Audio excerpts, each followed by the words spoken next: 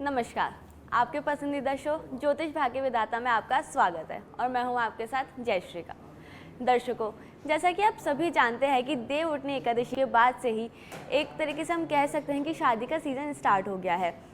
देव उठनी एकादशी के बाद से ही एक एक करके कई जोड़े शादी के बंधन में बनते जा रहे हैं। तो जो नवविवाहित जोड़े हैं वो आगे का जीवन किस तरीके से अपना व्यतीत करें, किस तरीके से उनके जीवन में सुख समृद्धि रहे, इसी पर आज हम चर्चा करेंगे और इसी पर हमें विशेष जानकारी देंगे अंक ज्योतिषाचार्य डॉक्टर कैलाश प्रज्ञ जी। पंडित जी, बहुत बहुत स्वागत है आपका। सच बेधड़क चैनल के सभी दर्शकों का आज का दिन बहुत मंगलमय हो। खाटू नरेश और बजरंग बली का संपूर्ण आशीर्वाद बना रहे, यही मंगल कामनाएं। पंडित जी, शादी का पर्व स्टार्ट हो गया है, एक के बाद एक करके कई जोड़े जो है शादी के बंधन में बनते जा रहे हैं। तो सबसे पहले आप बताइए कि जो नवविवाहित जोड़े होते हैं वो अपने आगे की जो सुखी जीवन के लिए क्या कर सकते हैं? दर्शकों, विवाह जीवन का ऐसा महत्वपूर्ण पड़ाव, अगर वह सही तरीके से, सही ढंग से, सही विधि विधान से अगर न किया जाए तो जीवन के इस पड़ाव के बाद का जो जीवन है बहुत दुष्कर कह सकते हैं, उठा पटक भरा कह सकते हैं, संघर्षमय कह सकते हैं, बन जाता है। और अक्सर हम देखते हैं हमारे आसपास समाज और सोसाइटी के अंदर बहुत सारे वैवाहिक जीवन में बंधे हुए, जो विवाह बंधन में बंधे हुए जोड़े हैं जिन्हें 1 साल 2 साल या 6 महीने हुए और उनके विवाह में बहुत कष्ट है, पीड़ा है, रिलेशन में, संबंधों में बहुत दिक्कतें आ रही है, उलझने आ रही है, परिवार में विच्छेद के भाव होना शुरू हो गए। तो मन में एक डर का भाव रहता है कि हम जो विवाह करने जा रहे हैं या हमारा जो विवाह है वह सुख शांति पूर्वक संपन्न होगा कि नहीं होगा। बहुत सारे ऐसे प्रश्न रहते हैं, उन प्रश्नों का आज हम आपको जवाब देंगे। तो शुद्ध रूप से विवाह के जो पड़ाव को विधि विधान से शांतिपूर्वक सही तरीके से कार्य करना चाहिए। जी बिल्कुल पंडित जी, जब विवाह होता है तो उस जोड़े के साथ में ही चाहे लड़का हो या लड़की हो, उसके माता पिता भी एक अहम रोल निभाते हैं। तो इसके अंदर पंडित जी, जो दुल्हन के माता पिता है वो दुल्हन की विदाई के समय क्या कुछ खास करे, वो ज़रा बताइए। दर्शकों, विवाह जब भी विवाह होता है तो विवाह में 2 पड़ाव, एक वर पक्ष, एक वधू पक्ष। लेकिन कहीं न कहीं वधू पक्ष जो रहता है उनके ऊपर जिम्मेदारियां ज़्यादा रहती है।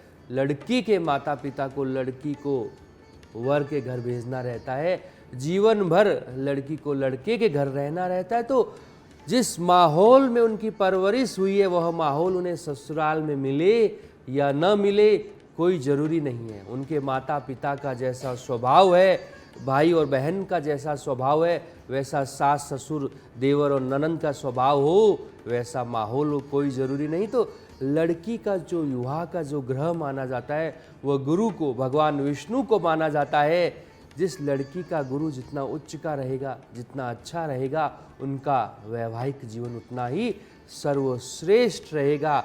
ग्रह की अगर डिग्री की अगर बात की जाए तो वह 8 से लेकर 21 डिग्री का अगर गुरु रहे तो वह सर्वश्रेष्ठ माना जाता है। 8 से कम बाल्यावस्था का गुरु माना जाता है और 21 से ऊपर अगर हो तो बुजुर्ग अवस्था का या मृत अवस्था का गुरु माना जाता है। और इतने कम गुरु के प्रभाव से निश्चित रूप से वैवाहिक जीवन में उठापटक हो सकती है। इसलिए लड़कियों की जब भी विवाह हो, जब विदाई का समय रहे तो लड़की का भाई अगर रियल ब्रदर है तो वह, अन्य कोई कज़न ब्रदर है वह भी 5.25 रत्ती का जो पुखराज रहता है, ओरिजिनल 5.25 रत्ती का पुखराज गोल्ड में बनवाकर विदाई के समय आप अपनी लड़की के हाथ में पहनाइए।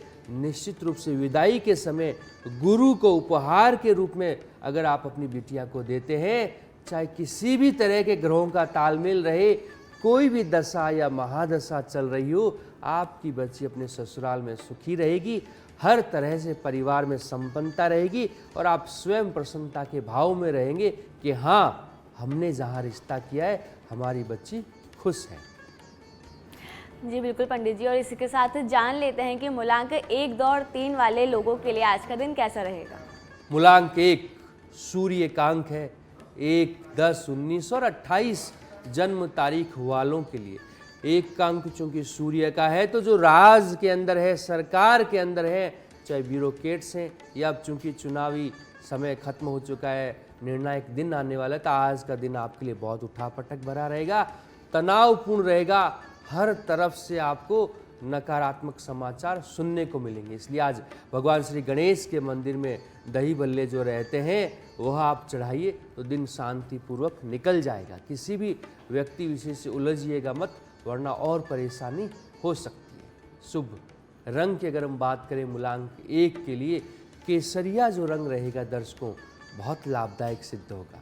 मूलांक 2, चंद्रमा का बोले शंभु भोलेनाथ का अंक माना जाता है।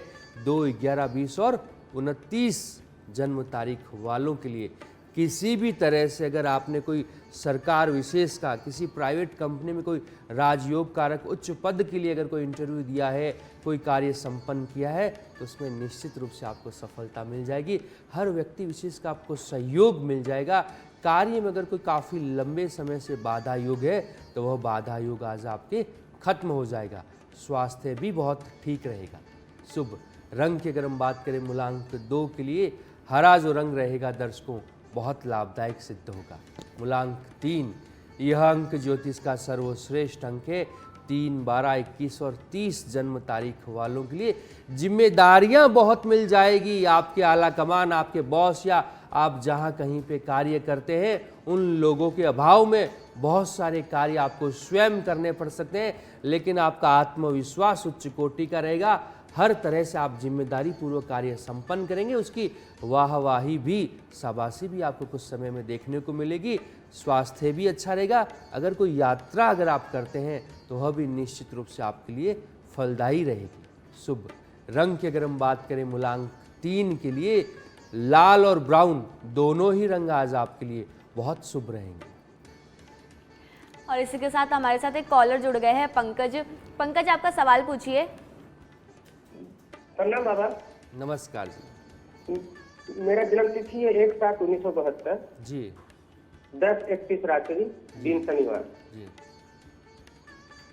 बाबा, वाइफ अभी हमारी शादी 2021 में हुई है। वाइफ बहुत लड़ाई झगड़ा करती है, रहना नहीं चाहती है, और बाद में शादी के बाद पता लगा वो बॉयफ्रेंड रखी हुई है। वो रहेगी या जाएगी, और शादी का युग कब तक बनेगा बाबा? कोई उपाय बताते। देखिए, विवाह संपन्न हो चुका है, शुद्ध रूप से पत्नी से विवाद चलता, आप उस पत्नी से विवाद को खत्म करने के लिए प्रयास कीजिए। दूसरे विवाह की बजाय जो आपका विवाह हो चुका है उसको कैसे सुख शांति पूर्वक करें। पहले तो मानसिकता भी वैसी बनाइए कि मुझे अपने पत्नी के साथ रहना है, प्रेम से रहना। जो भी गिले शिकवे वो बैठ के तो आपको दूर करने ही करने हैं, लेकिन आप शिव मंदिर में प्रतिदिन शाम के समय शिवलिंग पे शहद लगाना शुरू कर दीजिए। और जब व्यक्ति का सूर्य कमजोर होता है तो उसे ससुराल पक्ष अपमान का भाव सहन करना पड़ता है। इसलिए आदित्य हृदय स्तोत्रम के प्रतिदिन आपको पाठ करने चाहिए। भगवान सूर्य को जल चढ़ाना चाहिए। सूर्य मंदिर अगर आपके आसपास है तो भगवान सूर्य की पूजा अर्चना कीजिए। निश्चित रूप से बहुत कम समय के अंदर आपका विवाह में जो भी बाधा आ रही है वह खत्म हो जाएगी। पत्नी और पत्नी का साथ बना रहेगा। और यहाँ आगे बढ़ते हैं। जैसा पंडित जी इन्होंने पूछा है कि जो शादी के बाद में जो भी क्लेश रहते हैं दो लोगों के बीच में, तो क्या शादी से पहले ही ऐसे कुछ उपाय या पूजा की जा सकती है कि शादी के बाद इस तरीके की कभी नौबत नहीं आ पाए कुछ? दर्शकों, विवाह के बाद जिस तरह से हमारे कॉलर ने प्रश्न किया था कि विवाह के बाद समस्याएं आने लग गई, तो किसी भी तरह से अगर कोई बाधा योग बन सकता है, कुछ कह नहीं सकते, तो विवाह के तुरंत बाद जब आपका विवाह संपन्न हो गया है, प्रतिदिन फीमेल जो रहती है, महिलाएं जो रहती है, उन्हें भगवान विष्णु की पूजा अर्चना करनी चाहिए। पीपल में जल चढ़ाना चाहिए। बृहस्पतिवार का अगर व्रत कर सकती है तो उन्हें करना चाहिए। भगवान विष्णु की कथा करते हुए केले के पौधे में जल देना चाहिए। गुरुवार वाले दिन पीले रंग का अन्न खाना चाहिए, पीले रंग के वस्त्र पहनने चाहिए, क्योंकि गुरु जितना आपका उच्च रहेगा, महिलाओं का वैवाहिक जीवन उतना ही सर्वश्रेष्ठ रहेगा। और जो पुरुष रहते हैं उनका विवाह का जो ग्रह रहता है वो शुक्र रहता है। शुक्र देवी कृपा का माना जाता है। आपका जो गुरु मंत्र हो, माँ दुर्गा का कोई मंत्र हो, माँ भगवती का कोई मंत्र हो, आप देवी के किसी भी रूप की अगर पूजा अर्चना करते हैं तो मंत्रोच्चार करना चाहिए। प्रतिदिन एक मंत्र निश्चित कर लीजिए और उसके बाद उसकी माला कीजिए। तो माँ लक्ष्मी की पूजा, माँ देवी की पूजा अर्चना करने से आपका वैवाहिक जीवन सुख शांति पूर्वक बना रहेगा। शुक्रवार वाले दिन, मंगलवार वाले दिन और शनिवार वाले दिन अगर कोई पुरुष अल्कोहल का सेवन करता है, धीरे धीरे उसका वैवाहिक जीवन न चाहते हुए भी खराब होने लग जाता है। वैसे तो अल्कोहल का सेवन करना ही नहीं चाहिए, लेकिन अगर आपको लत पड़ी हुई है तो मंगल, शुक्र और शनि को तो भूल कर भी मत कीजिएगा, अन्यथा हर तरह से आप नुकसान में चले जाएंगे। जी बिल्कुल पंडित जी, और आगे बढ़ते हैं। तो पंडित जी, हमने बात करी थी कि विदाई की, कि विदाई में क्या करना चाहिए। तो अगर किसी दुल्हन का स्वागत किया जा रहा है घर के अंदर, तो उस समय उसको क्या कुछ खास उपहार दे सकते हैं या फिर क्या विशेष किया जा सकता है उसके लिए? दुल्हन नारी जो रहती है दर्शकों, लक्ष्मी का रूप रहती है। हम प्रतिदिन सुबह से शाम तक लक्ष्मी प्राप्ति, पैसों के लिए भागम भाग करते हैं। कोई छोटे शहर से बड़े शहर में जाता है, कोई मेट्रो सिटी में जाता है, कोई देश से बाहर जाता है, कैसे न कैसे लक्ष्मी मिल जाए। लेकिन विवाह के बाद जो आप घर में लक्ष्मी लाते हैं, उसका भी मान सम्मान करना चाहिए। तो जब भी नवविवाहित दूल्हा दुल्हन में दुल्हन जब घर में प्रवेश करती है, तो जो सास ससुर रहते हैं, ननंद है या लड़का भी अगर अपनी पत्नी का वेलकम कर रहा है, स्वागत कर रहा है, तो कुंकू से और चावल से तो उसका तिलक करना ही करना है। गुलाब के जो पुष्प रहते हैं वह उन्हें स्वागत भाव से उनके हाथों में अर्पित करने चाहिए। श्रीफल, नारियल जो रहता है उसके ऊपर 21 रुपये रख के मौली के साथ वह दुल्हन को देने चाहिए। और जब दुल्हन का घर में प्रवेश हो जाता है, वह नारियल आप मंदिर में 1.25 महीने तक स्थापित कीजिए। ठीक 1.25 महीने के बाद वह भगवान श्री गणेश के मंदिर में चढ़ा देना चाहिए। इस तरह से विधि विधान से सम्मान पूर्वक, सम्मान दो तरह का रहता है दर्शकों। एक स्वार्थ का सम्मान है कि कोई हमारे घर में आया और हमें उसका स्वागत करना है। दूसरा सम्मान ये रहता है कि हम मन से उसका सम्मान करते हैं। तो लक्ष्मी का जो स्वरूप आपके घर में लक्ष्मी प्राप्ति के लिए आ रहा है, उसका मन से सम्मान करते हुए उसका स्वागत कीजिए। आपका घर जो है धन से, लक्ष्मी से, पैसों से और मान सम्मान से सदैव परिपूर्ण रहेगा। और हमारे साथ यहाँ पर एक कॉलर जुड़ गए हैं कि राजेंद्र बीकानेर से। राजेंद्र, अपना सवाल पूछिए। राजेंद्र सुतार बीकानेर से। नमस्कार राजेंद्र। डेट ऑफ बर्थ है 17 सितंबर 65। जी, मकान के बारे में पूछ रहे थे। मकान है जिनानी क्षेत्र में, काफी बड़ा मकान है। मैं चाहता हूँ सेल करके तो दूसरी जगह मकान में हूँ, तो उस मकान का सौदा कब तक करना चाहिए और इसके लिए अच्छी कीमत मिले, इसके लिए क्या उपाय है? चूँकि आपकी जन्म की तारीख 17, 1 और 7, 8 का अंक वह शनि का माना जाता है और शनि मंगल के साथ सदैव विरोधावस्था में रहता है। जमीन जो रहती है वो मंगल प्रधान मानी जाती है, इसलिए मंगल के समय में आपके कार्य संपन्न नहीं होंगे। 19 दिसंबर के बाद शनि का प्रभाव शुरू होता है और अगला जो वर्ष है 2024, 2, 2, 4 और 4, 8 के अंक का आप स्वयं 8 के अंक वाले हैं। अगला वर्ष 8 का रहेगा, तो अगले वर्ष जमीन संबंधित कार्य आपके बहुत आसानी से संपन्न हो जाएंगे। आप किसी भी भगवान कृष्ण के मंदिर में, लक्ष्मीनाथ के मंदिर में 2 लौंग का जो मीठा पान रहता है जोड़े का, एक माँ लक्ष्मी के लिए, एक भगवान विष्णु के लिए, जोड़े का जो पान है वो लक्ष्मीनाथ के मंदिर में चढ़ाइए। तो निश्चित रूप से 2024 आपके लिए बहुत फलदायी रहेगा। जमीन संबंधित सारे कार्य अगले वर्ष आपके संपन्न हो जाएंगे। और यहाँ पर आगे बढ़ते हैं और जान लेते हैं कि मूलांक 4, 5 और 6 वाले लोगों के लिए आज का दिन कैसा रहेगा। मूलांक 4 राहु का पितरों का अंक माना जाता है दर्शकों। 4, 13, 22 और 31 जन्म तारीख वालों के लिए समुंदर में नहाना, नदी में नहाना, पानी के ज़्यादा संपर्क में आना बहुत दुर्घटना कारक हो सकता है, हर तरह से नुकसानदायक हो सकता है। स्विमिंग पूल में भी जाएं तो कोई साथ में सही व्यक्ति हो तभी नहाइएगा, अन्यथा रियल लाइफ में रीटेक नहीं होते, बड़ी दुर्घटनाओं का सामना करना पड़ सकता है। घर के बुजुर्ग जो उम्र में बड़े हैं, अगर उन्होंने कोई आदेश दिया है तो निश्चित रूप से आज उसकी पालना कीजिए, अन्यथा उनके आदेश के विपरीत अगर आप कोई कार्य करेंगे तो वह कार्य आपका खराब हो सकता है। शुभ रंग की अगर हम बात करें मूलांक 4 के लिए, हरा जो रंग रहेगा दर्शकों बहुत लाभदायक सिद्ध होगा। मूलांक 5 बुध का, भगवान श्री गणेश का अंक माना जाता है। व्यापारियों के लिए दिन बहुत अच्छा है। आज के दिन गाय को घास खिलाना, हरे रंग की वस्तुओं का दान पुण्य करना, भगवान श्री गणेश के मंदिर में अगर आप पूजा पाठ अर्चना करते हैं तो कोई भी बाधा रुकावट है वो खत्म हो जाएगी। व्यापार संबंधित कोई पैसा अटका हुआ है तो वो पैसा आज आपको मिल जाएगा। शुभ रंग की अगर हम बात करें मूलांक 5 के लिए केसरिया और हरा दोनों ही रंग आज आपके लिए बहुत शुभ रहेंगे। मूलांक 6 शुक्र का देवी कृपा का अंक माना जाता है 6, 15 और 24 जन्म तारीख वालों के लिए। क्योंकि शुक्र का अंक है इसलिए लाल रंग की वस्तुओं का तो दान करना है। हर तरह से कोई नई चीज़ अगर आप खरीदना चाहते हैं, घर में कुछ नया इंटीरियर करवाना चाहते हैं, कोई नई मीटिंग या नई डील, पैसों से संबंधित अगर कार्य करना चाहते हैं तो 6 के अंक वालों के लिए आज का दिन बहुत सुखद रहेगा। किसी महिला को साथ में रखते हुए अगर आप कोई कार्य करेंगे तो उसमें सफलता का प्रतिशत आपका बढ़ जाएगा। शुभ रंग की अगर हम बात करें मूलांक 6 के लिए काला जो रंग रहेगा दर्शकों, ब्लैक कलर, बहुत शुभ, बहुत फलदायी, बहुत लाभदायक सिद्ध होगा आज आपके लिए। जी बिल्कुल पंडित जी, हम शादी के बारे में बात कर रहे हैं तो पंडित जी जो नवविवाहित जोड़ा होता है वो ठाकुर जी को प्रसन्न करने के लिए क्या कर सकते हैं, वो ज़रा बताइए।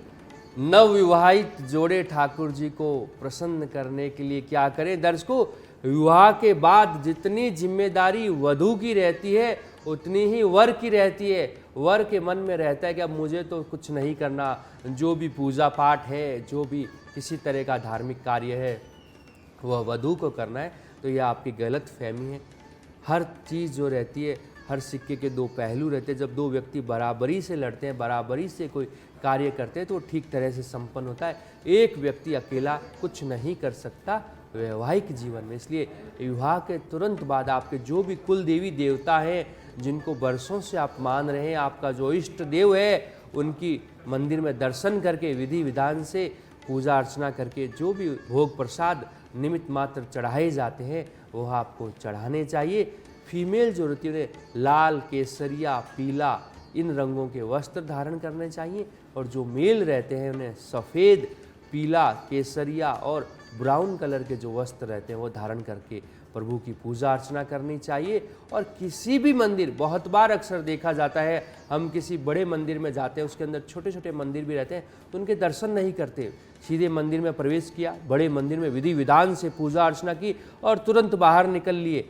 आप किसी भी मंदिर में अगर दर्शन करने जाएं, वहाँ किसी भी भगवान विशेष की अगर छोटी मूर्ति, छोटा मंदिर भी हो तो वहाँ पे आपको दर्शन करने हैं। गेंदे के जो पुष्पों की जो माला रहती है वह अर्पित करते, श्रद्धानुसार दक्षिणा चढ़ानी है। सभी मंदिर उस मंदिर परिसर में हो उनको नमन करते हुए, प्रणाम करते हुए आप दर्शन कीजिए। विवाह के उपरांत तो हर तरह से आपको फायदा रहेगा। भगवान सूर्य की उपासना विवाह के बाद प्रतिदिन लड़का और लड़की को करनी चाहिए ताकि उनका मान सम्मान बना रहे, एक दूसरे की नज़र में बना रहे, लड़के का अपने ससुराल में बना रहे और लड़की का अपने ससुराल में मान सम्मान बना रहे। इसलिए सूर्य पूजा, सूर्य के पाठ सदैव प्रतिदिन करने चाहिए। और यहाँ पर हमारे साथ एक कॉलर जुड़ गए हैं, हरीश। हरीश अपना सवाल पूछिए। हेलो, अपना सवाल पूछिए हरीश। व्यापार के बारे में बोलना चाहता हूँ।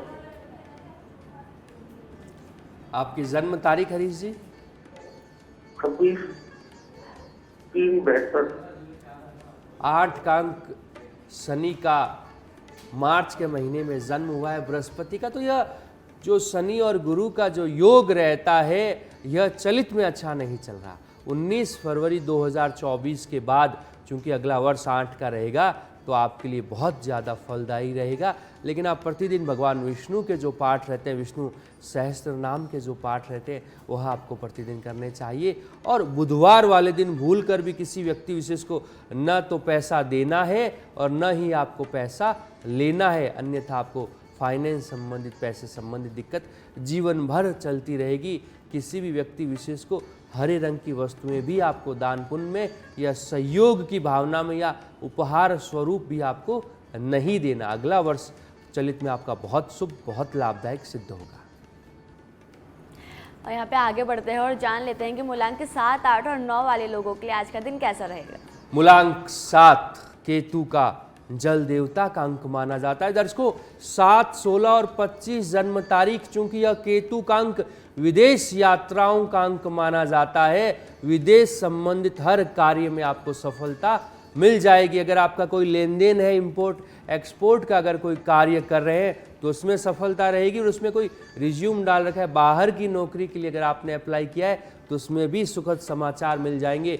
वीज़ा संबंधित कोई आपने आवेदन कर रखा है तो आज आपके लिए दिन बहुत सुखद रहेगा। हर तरह से आपको विदेश संबंधित कार्यों में शुभ समाचार मिलेंगे। लेकिन शुभ समाचार मिलने के उपरांत भगवान श्री गणेश के मंदिर में धूप लगाकर आशीर्वाद लीजिएगा कि जो कार्य आज आपने संपन्न किया है वो ताउम्र आपका अच्छे और सुख शांति से चलता रहे।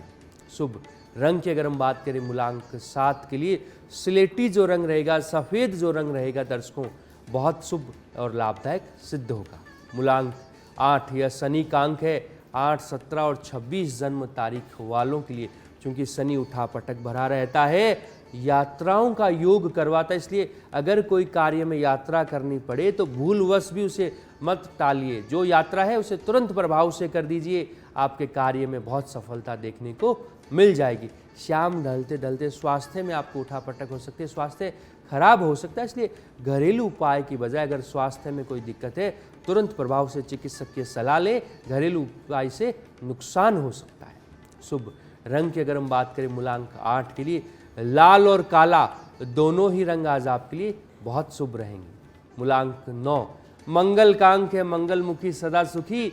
9, 18 और 27 जन्म तारीख वालों के लिए चूंकि सुख का मालिक है, सुख का कारक ग्रह मंगल माना जाता है, तो आज आपको हर तरह से सुख भोगने का दिन है। अचानक आपको धन लाभ रहेगा।